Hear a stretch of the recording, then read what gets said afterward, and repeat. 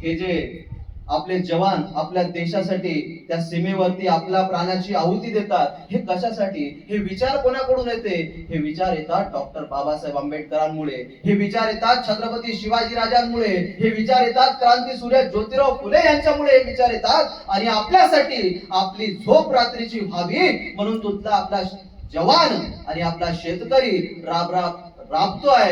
आपल्याला याची किंमत कळली पाहिजे. खरं तर छत्रपती शिवाजी राजांचं धोरण आपण आज या काळामध्ये अवलंबलं पाहिजे. खरं तर शेतकऱ्याच्या पिकाच्या देठाला सुद्धा हात लावला तरी त्याचे हात पाय छाटले जाईल, हा छत्रपती शिवाजी राजांचा अंमल होता.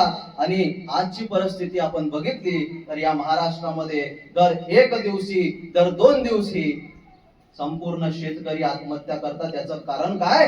तर डॉक्टर बाबासाहेब आंबेडकरांचं याचं कारण सांगितलं आहे.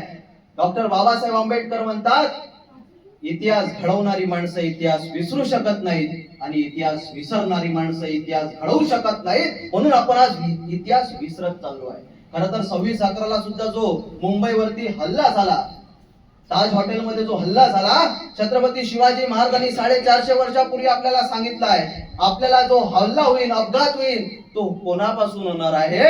तर आपल्याला हमला आपल्यावर जमिनीवरून नाही होणार, तर आपल्याला हल्ला होणार तो समुद्रावरनं होणार. आणि छत्रपती शिवाजी राजांनी जे 450 वर्षापूर्वी सांगितलेलं धोरण आहे की आपल्याला धोका कोणापासून आहे? आपल्याला धोका आहे समुद्रापासून.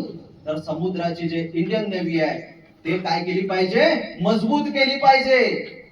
आणि तिथली इंडियन नेव्ही मजबूत नसल्यामुळे मुंबईच्या ताज हॉटेलवर 26/11 मुंबई हल्ला झाला.